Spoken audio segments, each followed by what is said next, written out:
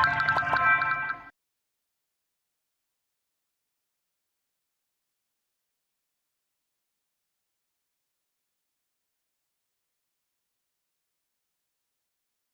everyone, I'm Jason. I'm very honored to be here to share my insights about EV and the semiconductor sector. So I have a few pages to share. First about myself, we talk about the topic wide bandgap E-axles and the powertrain about the EV. So I'm from Taiwan, and Taiwan has a lot of rich resource of semiconductor. And for my personal profile, I'm one of the advisor in the National Science and Technology Bureau. And also in Taiwan, there are two big consortium about standardizing the EV each tiers. So I'm also the chair of this each consortium, and also I'm using a gallium nitride to win a motor award in China. So that's some profile about myself. So before we jump into EV applications, it's really about energy conversion because from the power chip, from the power chip, you can apply to so many areas. And a lot of EV makers, they have the battery strategy. They recycle the batteries, and or the new battery, they build an energy storage system. So for today, every I mean EV is just one sector. If you look at the power semiconductor sector, there's a gallium nitride, the next generation chip. It's very applicable for the above below 900 volt for gallium nitride, and above 900 volt is silicon carbide. And later I'll talk about why these two chips are so important in the carbon emission zero race. And this is the picture of EV market. Not only the cars like this, like Tesla, also there's micro mobilities. And I believe micro mobility might be a bigger share in the world because due to the inflation and also lack of energy, electricities. And also another sector, if this chart, I just want to share that the power chips, it's the value will keep going and going. So for EVs, when they have autonomous driving, when they go around the circle, they create more data, and that's really power consumption. So a lot of power consumption. So if you have good chips, you can save a lot of energy losses. So let me flashback what happened in the EV powertrain. So Tesla is the first one use SiC chip. They are the leader to use new technology. So they make this power module, and consists about 48 chips of SiCs. And for this design, it's 800 amp per phase. So that's more like for Tesla 3. So they use this SiC module, and this is the powertrain. We call it mechatronic, where you have the inverter, gearbox, and motor all in one. So this is what's going on 6 years ago. And then there's a Lucy Air. Lucy Air is a startup, and although they are newly, but they are already IPO. And the reason why I'm showing this picture is because they won the Motor Trend Award of the Year in the USA, and they use a 930 volt battery. That's the highest commercial battery I've ever seen. This 930 volt. So the higher the voltage versus the 400 volt system, so higher the voltage, smaller the mechanical parts. So this is the one go-to strategy, higher voltage. So in the Europe nation, it's all in fast charging at 800 volt. And another example from China. China, they buy the chips from STMicron. They develop their module. They make the module locally. So that's why BYD has a lot of cost competitiveness because they buy the chip and make the module themselves. So it's more integrated in each tier. So again, everybody use about 48 pieces of SiC to generate 800 amp, so per phase. So this is what's happening BYD. And the Korean Hyundai and Kia, they are ranking number 3 in the world for automotive right now. So they also buy the SiC module from STMicron, also 48 chips, and create 800 amp. And eventually Hyundai Kia will also buy chip and make their own module. So I think that's just a transition time. So this picture shares why that the SiC chip is so important. The left-hand side is the traditional conventional chip. So the more the red means every switch there's a loss. In this, the red is the loss. So if you use new chip, the loss is much less. So if you Google a word today in a server, you can cook like a half cup of coffee. That's how much energy loss. So if you Google one word, that also consume energy. So in EV, every power electronics, we want to reduce the energy losses. So the new chip has much lower energy conversion, higher efficiency. And this page is very important. Not about using the new chip, about the reducing the size. Also, in the long run, if you own an EV, if you have SiC, you should save 3,000. This is the older data. Now the electrical price went up. So electricity price went up. So it's like $3,000 per year. Come on, you can save $3,000. That's a lot of money per year. You can take the family, go out for a travel. So this is the main pusher. If you have new chip, you should save more at the end as a long-term benefits. So this chart is also interesting because I have standardized each tier.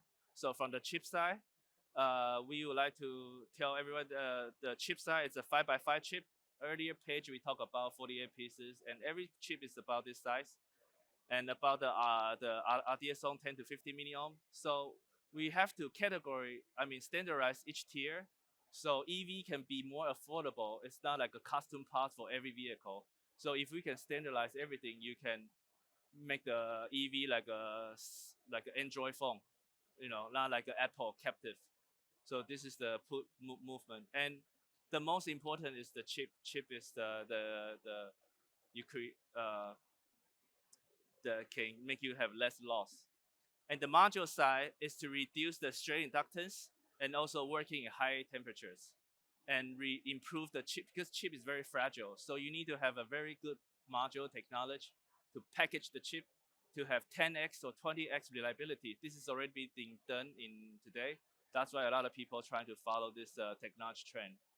And the mechatronics, the EXLs, you want to put a 5-in-1, 3-in-1. So this is all the advancement in the world. I would like to share this insight for the audience today. And the chip is important. Again, this is to recap what I said earlier. Everybody get chips and making a single piece the component. And this component has lower power density, has less reliability in cycles. So if you convert it to power modules with sintering technology, you can really 10x at least the reliability, or 20x. It's already proven technology. So that's why a lot of automotive companies are working on this. And also you can work in high temperature, because the SiC, gallium nitride, they are very comfortable at high temperature. It's just a matter of the packaging material from solder to aluminum wires. We will take them out and use a sintering technology to push this reliabilities and power densities. So another chart on the EV side. So from the charging station, you have a power module, about 800 volt power, all the way to the traction inverter. So this slide talks about wide bandgap chips. Really is advancing and pushing the zero emission goal. So if you can adopt all the wide bandgap chips and modules, you can really save a lot of energies. And the other chapter I want to talk about is micro-mobility, because I think EV is still too expensive for, majority of the people. So we think in the metropolitan area, there are already needs in like fleets, and also flea market, or the transportation like Ubers. So all this is already on the road. So they use a scooter's motor to create micro EVs. So this one can go about 100 kilometer and speed and 100 kilometer range. The price is only $6,000 per car for this car. So we think micro-mobility can be a major contribution to a lot of metropolitan traffics. And the go-to strategy, this is the CO2 gram per kilometer. We think the go-to strategy because majority of the people cannot afford the EVs. So two-wheelers, micro EVs, or even microbuses are the fastest path to a carbon zero emission race. So this is my proposal and what I have to share to the audience today. Thank you. Jason, thank you very much indeed. Thank you. Phenomenal. A round of applause to Jason. Thank you very much.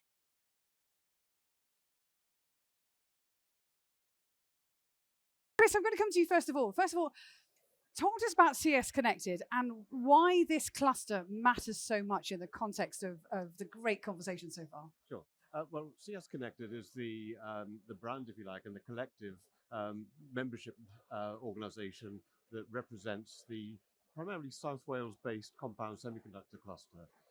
We've heard a lot of talk about manufacturing not happening in the UK, and we've seen semiconductor companies come and go over the last few decades in silicon. But actually steadily and in the background over the last 30 or 40 years, there's actually been a solid base formed in and around South Wales in manufacturing, design and development of semiconductors, particularly around what I'd call next generation, but actually their current generation, compound semiconductors, which offer advanced performance, but in particular where most of the semiconductor technologies we've been talking about focus on logic, on memory, on processing, that the likes of TSMC have become really expert and dominant at. The world is actually analog, and a lot of the analog features such as optical sensing, radio frequency for communication, and power are actually non-digital, effectively non-digital technologies, and they need a special range of technologies to semiconductor technologies to make that happen. And so compound semiconductors fit into that remit to enable these technologies, such as we spoke about, the wide bandgap materials for EVs, but also for sustainable energy, for achieving net zero, along with communications, quantum technologies, and the like. So we've had this base that's been around for almost 40 years with a core, but over the last 5 or 6 years, we've really started to collaborate a lot more, both internally, but also with the rest of the world. And that's generated 3 new incumbents into the region in compound semiconductors, and we have state-of-the-art facilities at Cardiff and Swansea universities that offer everything along the TRL chain, from development of new technologies all the way through to volume manufacturing with prototyping in the middle. And that's what I thought was so interesting, because when I was doing my research, I was really surprised to know how long this has been in existence. But then, as you say, this pace of change at the end, where opening up the doors a little and allowing the collaboration is so important. Well, I wonder on that moment where I could bring in Win, because I'm really curious to just learn a little bit more about the Compound Semiconductor Centre, and again, why these public and private sector partnerships matter so much, particularly in the context of this conversation about the pace of change and the demand, supply, and innovation discussion. Yeah, well, thanks to Jason for the introduction, which is an illustration of how much innovation is required in the automotive industry. As one example, there's probably more innovation in the last 10 years than probably the last 50 years before. So massive change, massive rate of change. And when you see that rate of change, you've got to do something differently. So when we looked at the emerging markets for compound semiconductors back in 2015 and 2016 and saw the opportunity space, we realized that we had to do something differently. So the first thing we did was set up a joint venture between private company, one of the premier suppliers of compound semiconductor materials in the global market, and one of the local universities. And that really was the seed for building a pipeline of $1 billion investment into South Wales in terms of new research and innovation infrastructure, and also based on manufacturing capability. So you asked me why the sort of collaborative research model was so important, and I'll break that down into 3 areas. The first is, as you saw in Jason's presentation, the amount of technology across different parts of the supply chain, materials, chips, modules, integration into drive trains and systems is huge. And there's no point in just innovating in one part of the supply chain if it's not compatible with the rest of the supply chain. So you have to bring a lot of players together to understand how to innovate, to get the best out of the innovation and the system performance. So that's the first reason. The second is more a sort of dry financial reason, in that at such a rate of change of technology, you've got to bet on where you're gonna develop, on what technologies you're actually going to bring to market, and that involves risk. And sometimes it involves risk without a clear path to market if you want to be the first to market. And so a lot of our R&D programs, we've probably got about 150 million of R&D programs operating in the region at any one time in compound semiconductors, have some element of government funding, and that government funding de-risks a lot of the market risk, not just in electrification, but in other markets such as quantum technologies and communications. And the third and final reason for doing it is about culture, is about building an innovation culture across this whole supply chain, which involves a lot of players.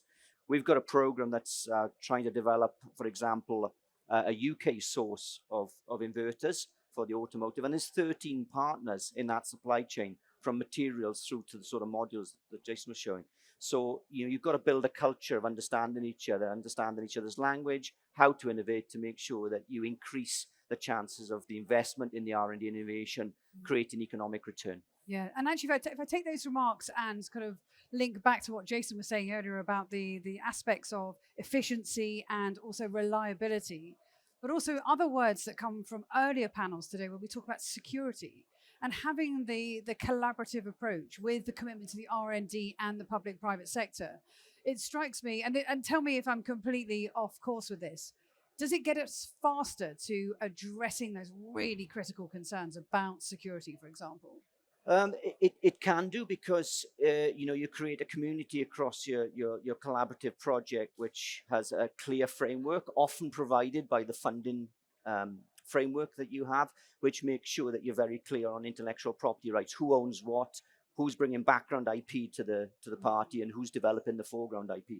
So there's a lot of clarification in the formalization of the model, which is really quite useful, because the last thing you want is multiple players taking something to market without a full understanding of who owns what and what you can. So that's a really important piece of the jigsaw puzzle, is making sure the clarity. So that can certainly aid collectively the effect of the intellectual property that you're creating, and get it to market quicker. Yeah, fabulous. And if time allows, I'd love to hear some more voices in around that as well. But Mike, you've been listening calmly. I hate to come to somebody last, but I always have to. So, but I did some research into you, so I don't want to freak you out. But oh no. Now you claim to be an academic. Well, I know you're an academic, but you claim to be an academic with a focus on wide bandgap electronic materials for energy efficient applications. So I'm really curious, what research are you working on right now? Yeah, so we're working on new materials for semiconductors for processing energy. So, by default, people think of semiconductors as processing information, CPUs, digital circuitry, filters, instrumentation. But we focus on energy semiconductors, So we're focusing on silicon carbide and gallium nitride as an alternative to silicon, to make processing more efficient, processing of energy more efficient. Jason summarized it quite well in his talk. So that's really what we're doing. And this efficiency is really important because it reduces demand, need for energy, right? So we're focused on new materials, new processing for power semiconductor, power electronics technology. Fabulous. And when you think about the opportunity that presents the greatest benefit in the short term, if there was one particular area, could you pinpoint that for us? What benefit? In terms of your research in the context of EVs, particularly. Oh, sure. It extends the range of EVs, So gallium nitride, silicon carbide, you don't need such a big battery to deliver the energy. It'll go further. Your car will go further more efficiently. Also, these devices can switch more quickly. So you can charge your battery much more quickly compared to silicon devices. And really the challenge is not around the feature size. We're not talking about nanometer nodes here. We're talking about 180 nanometer fab would be fine. So we're talking about processing of new materials rather than the fabs required for really small features. And that's the key. That's the key here. Wonderful. And it's helpful just to bring it to life for the audience, so the application and then the real world sort of reality, if you like, that it's overcoming. So let's just talk about shaping the future. It's been wonderful to hear your different points of view about the reality today. And I'm going to stay with you, Mike, actually, if I may, which is, what are we, as you look ahead, what do you think we're most at risk of overlooking? I think in terms of semiconductor power electronics, electrification, it's the interaction between chip designers and packaging performance. I think that's key because they speak a different language, but they need to be speaking the same language to deliver maximum efficiency. So, we focus on manufacturing chips, but how the chips are packaged are also very important. And that's a key part of the jigsaw puzzle here, is getting those two industries to talk to each other effectively. It's something we've got in the cluster, in fact. We've got the end-to-end supply chain, chip supply chain in the cluster. The other aspect, I think, which is lost on people, as I mentioned, is the fact that, for these new materials in power semiconductors, and this is true of other areas as well, like photonics, we don't need the small features. You can process these semiconductors with relatively large features. So it's not about feature size. It's not about a very advanced fab. We need the open access capability for sure, right? But we don't need the latest fab technology. The innovation and the creativity comes in how we process the material, rather than making the very small features on that material, which a TSMC and your VLSI type circuit will do. So it's nuances around how we process a material like silicon carbide. If we want to etch a structure into silicon carbide, a very small structure, how does that differ from silicon? But we don't need to be really small. We don't need it to be really small. It's just the nuances around processing the material and packaging that material so it can be connected to a circuit, rather than the very small features. And that's the kind of information I would like to convey today. It's like it's a different approach to conventional semiconductors of process information and traditionally silicon processing. Right. Well, Chris, let me bring you in here, because I'm sort of listening to Mike's remarks there. I'm curious to know, when you think about, we talked about what we're at risk of overlooking and therefore some of the opportunities that come from that. Similar sort of question to you about, where do you see the quick wins that are right under your nose as you bring the cluster together? Well, the UK has a wonderful record of making one of anything. We invented the television, the telephone, and so on, but they then migrate and get manufactured elsewhere. And we almost did the same within semiconductors, because actually in South Wales, one of the most powerful computer chips was developed back in the 1980s, the transputer. But of course, we no longer have that market, and that was the discussion of previous sessions, in that this has now really migrated to North America, Silicon Valley, but then even from there to Asia. And that's in the logic again. But in terms of being able to utilize the power of these compound semiconductors, I think the real wins are in the downward supply chains. So although we may not be able to bring back to the UK the whole of the automotive industry, there are new and emerging technologies that depend on some of these features that we have in the new materials that we can support. EVs is one of them, electric vehicles, bikes, motorcycles and so on, healthcare technologies. There's a whole range of new and emerging technologies. And interestingly, in the US, the Semiconductor Industry Association estimates that 5.7 jobs are created in the downstream supply chain for every one job in the semiconductor industry. Now, I think in the UK, although we have a sector within South Wales, we're probably creating less than 2 jobs in the UK supply chain, because most of what's produced in the UK is currently exported. So 5.7 jobs, no doubt, are being created somewhere, but elsewhere in the world. So if for new and emerging technologies in areas such as healthcare technologies, some of the EV work and so on, could actually be based here, then that would give us a really big win in terms of the security of supply, but also in terms of jobs created.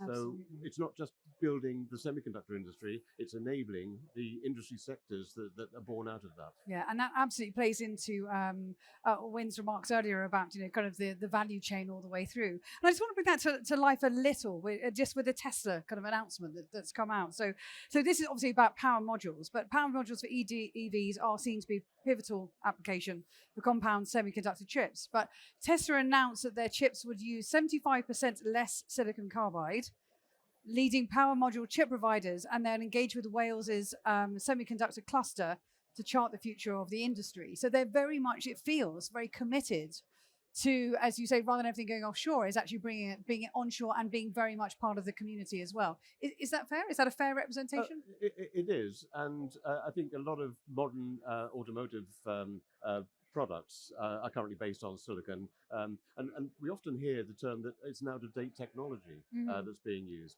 But that's because it's being compared with these logic chips that are used in computing applications, where you talk about the smallest line width, the node that you go down to, so 5 nanometers or whatever. But if you're putting 400, 900 or more volts across 2 little contacts, that wouldn't work across 2 or 3 nanometers. Right. So you need what's seen as an outdated technology, but actually it's absolutely horses for courses. It's 180 nanometer, for example, is the typical line width used for power devices. Yeah. But it needs to be able to hold and not break down at 900 volts. Well, when I'm going to come to you in a second, but I have a feeling you're desperate to come in. So come on, Well, come yeah, on. I was Your going to say thoughts on that. with the Tesla announcement, I think it was 75% less silicon carbide in Right, there. that's right, yeah. I mean, it's also an evolution of the technology, you know. I mean, they were an early adopter of the technology, Tesla. And, you know, at that time, the chips, you know, were larger, right? The chips have naturally, with, you know, more advanced processing technology, become smaller. Okay, and also the trend in automotive and EVs is to push the battery voltage up, right? So that you need less current. So it's a bit of a, I think, you know, my take on it is a bit of a marketing ploy as well. They just naturally, inherently do not need as many silicon carbide chips because the technology is more advanced and you can get more current through a single chip anyway, right? That's the first thing. There's, you know, silicon is always going to be around, no question about that. But, you know, my feeling, you know, with that announcement, in fact, is that, you know, Tesla are going to continue to use compound semiconductors in their application, in their EVs. It's just that they don't need so many, right? So that's my take on it. I'm not sure what you think. Also, the motor power is decreasing, right? The power higher the voltage, maybe the one way to explain. Yeah. And I think it's mainly because they pushed SiC to become having this glory. Oh, SiC is so good, but everybody cannot get a chip. Yeah. So maybe he's trying to use this strategy to bring down the heat, Yes. so he can control the chip more. Yeah. He cannot get the chips. So that's maybe one of the strategy. And it's always quite fun to kind of center it around Of a course, real. we can talk about technical why, but I think there's a lot of the resource control, right? Right. This chip is money, right? Yeah. If everybody's fighting for this Yeah, absolutely. small amount, I think I tend to believe in that direction. It's more like a Yeah. strategy. Well, it's always really helpful, I just think, to kind of center the discussion around a real use case, if you like. And then it's got fascinating dynamics to it as well. But when you've been listening sort of patiently on it, I'm really curious to think about, you know, other trends that you see. Let's move the discussion on a little. Other trends that you see that are shaping the future, particularly in compound semiconductors or anywhere else.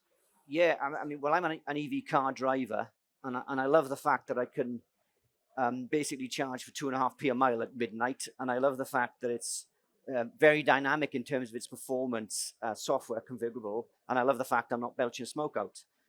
But I drove to Scotland last week in it, and I hate the fact I was sitting at the service station for 50 minutes waiting for it to charge. So we've talked a lot about the drivetrain. What we haven't talked about is the charging infrastructure.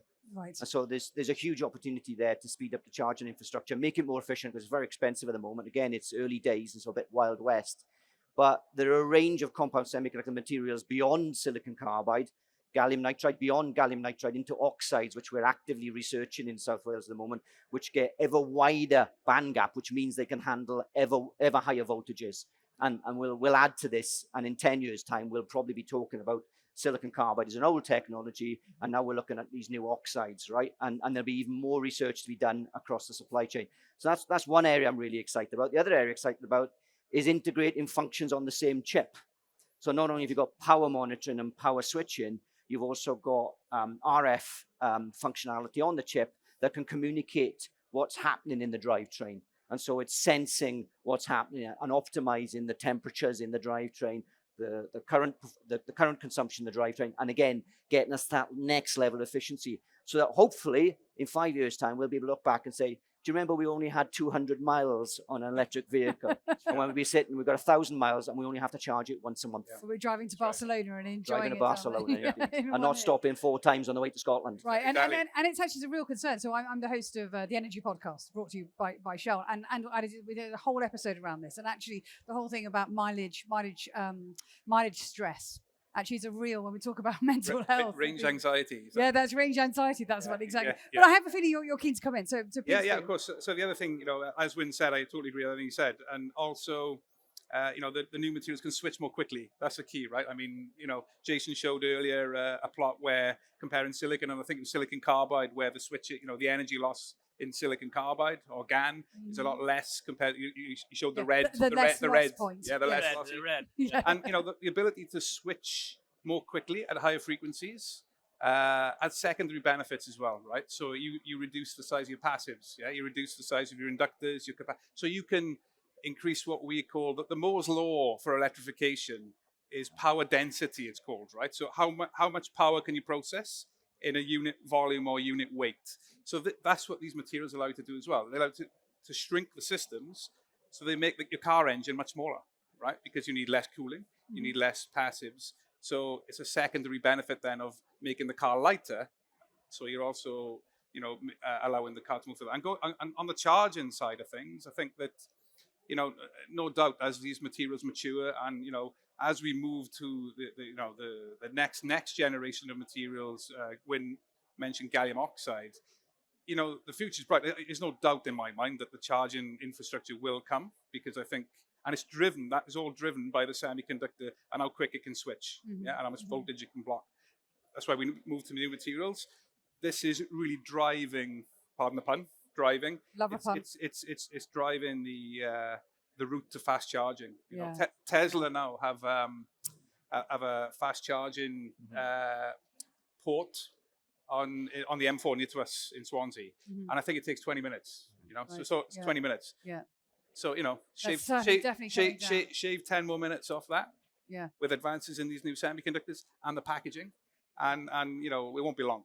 Well, and I've got a kind of follow-up thought on that. But before we do that, so Jason, you've been listening to the gentleman talking sort of on the back of your presentation as well. As you reflect on the discussion so far, is there anything that particularly jumps out for you, or any reflections you'd add? No, I'm just very honored to be here. Okay. Learn more insights from the local the users. Yeah, that's the main get for me.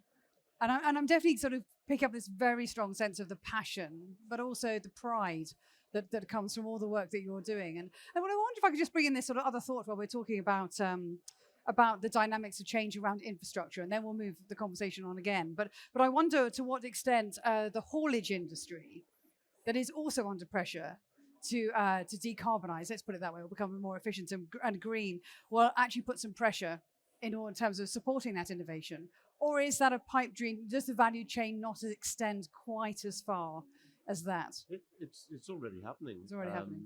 I think a lot of organizations such as Cummins are investing heavily. I think one of the questions with the heavier materials or heavier goods vehicles is whether it will be battery technology or hydrogen fuel cell. But at the end of the day, it's still an electric vehicle. It's just how the electricity is generated or stored. So it won't affect any of the demand that we're seeing in terms of the components. Yeah. But it may change the face of the charging systems and how things develop in the haulage work. I should say it's been in the news quite a lot about the UK intention and heavily focus on facilitating battery manufacturing in the UK. Mm-hmm. There's also quietly been a lot of UK government investment into drivetrain technology further up the supply chain, and that's essential. There's no point in having a battery infrastructure, manufacturing infrastructure, if you don't have the drivetrain infrastructure manufacturing as well. It's just one piece of the jigsaw puzzle. So that's happening, but maybe not as visible as some of the stories we've seen, because battery factories are very large and very expensive and very, very visible in the press. But there's a lot going on in the background. And there's an organisation called the Advanced Propulsion Centre, funded with £1 billion from UK government over the last 6 years, that's been investing heavily in a range of projects around drivetrains for HGV, passenger transport, etc. And I love panels like this, when you begin to kind of lift the curtain a little bit more, and the stuff that because we can talk about what's in the press, we can talk about what's in the public domain.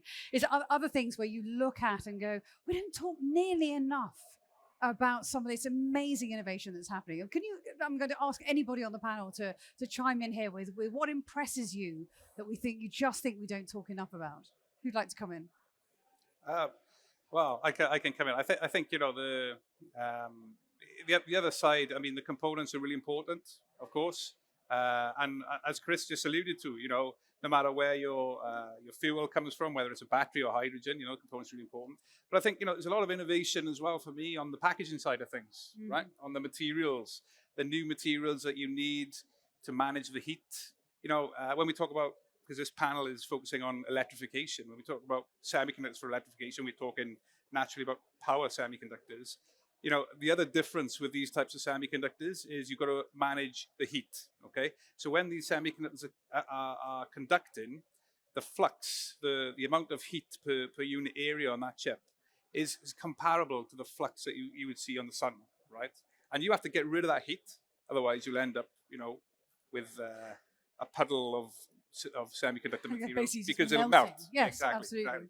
So there's a lot of innovation as well, which we're focusing on in South Wales as well. In fact, around the packaging of the materials and using new materials which are perhaps electrically insulating, because we're talking about high voltages, high currents, but very thermally conductive, and how to house those chips effectively so that you can maintain your efficiency. So that's another exciting area from my perspective. Come on in. I have a feeling you Yeah. have the look in your eye. What blows my mind is when I see the guys who are working on the materials end of the semiconductors, they literally operate at the atomic level. They're counting atoms and putting atoms in the right place. And that's what enables, through really complicated supply chains that you've just seen with Jason's presentation. Next time you see an electric vehicle, you've got to realize that the only reason that they're on the road is because somebody is thinking about atoms. Yeah. So it really is truly atoms to applications. Yeah, wonderful. And other thoughts about, come on, Jason, there must be some things you look at where you just go, oh my goodness, we should talk about this a lot more. No, okay. Well, also the high frequency requires gate drive technology. So if of course, making a chip is a heavy job. Packaging is also another story, but control the chip on and off is another technique. So I think in here we can develop a gate drive technology to match the wide bandgap devices. I think that's the one sector people less to focus. So I think that's one way to look at the roadmap, and we can absolutely have it back to the UK. Yeah. Fabulous. And do you have anything that you're particularly paying attention to and going, oh, we should talk about Well, I think underpinning all of this, and it's been touched on previously, is about the talent base and the skills, right. and actually about outreach, about trying to encourage the community to embrace the technology, because quite often the assumption is that it's something that happens somewhere else or somewhere in the sky like magic. But actually, it is about the fundamental science, and so we really need to convince parents as much as anything else and teachers that we can have a thriving technology industry in the UK, but we need coders, but we also need physicists, materials engineers, and it's encouraging potential students to enroll on those FE and HE courses that will take them to the next level. And certainly within the cluster, but across the UK, there's a lot of work that's gone on developing the skills base. We have a number of MSc courses, centres for doctoral training, but actually recruiting onto those is challenging because it's not seen as something that the UK does. So we need to change that mindset because it's a very powerful position, as I said, 5.7 jobs for everyone in the semiconductor industry. Just imagine. So let's create more of those ones in the semi industry. Amazing. That certainly kind of came out in a conversation earlier, which is to what extent does the UK embrace the innovation conversation and then think about sort of semiconductors within that and its potential in order to be a world beater, for sure, in the context and the generosity of international collaboration, of course. Now, any questions from the floor? We're really, look, that lady there's got a hand up immediately. Love that. We're going to bring a mic. Sorry, I did jump to throw that at you rather quick to turn. Sorry about that. Yes, please, if you could please announce your name and your organization, and we look forward to your question. Thank you. You just have to speak into it. Thank you. Hello, yes. My name is Juna Lee. I'm from Sentec Financial Holdings, which is a financial institution from Taiwan. I would like to ask that there has been a semiconductor chip shortage since 2021. And can you explain even further what's the shortage or why caused the shortage? And when will the shortage end? And what's the solution? Good question. Who would like to take that question? Thank you for the question. If I can make a start on that, Do. I actually partly see it as a not so much a semiconductor shortage, but a spike in demand. There was an issue around COVID where the automotive industry put a stop to all of its suppliers because it felt that demand was going to drop off. And so the semiconductor industry basically switched to meet the new demand in consumer products, in higher bandwidth for us all using Zoom and Teams online. And actually, the automotive sector is very important, but it only accounts for about 10% of the total output of semiconductors. And so it's actually quite small by comparison to other sectors. So I think what happened was the demand was higher than expected. The automotive industry went back to the semiconductor industry, but the capacity had already been filled elsewhere. And so that was one of the main causes. And of course, the automotive industry relies very much on just in time. So there's not a lot of work in progress in the supply chain. So that was what initiated it. And when you re-qualify some of these supply chains, it's not something that can be done overnight. There are maybe 100 processing steps, and each one of those, if any one of them changes, each one has to be re-qualified to make sure that it meets the quality standards. And that can take 18 months to 2 years. And I think we're getting to the end of that process now. So we're hearing a change in the semiconductor demand.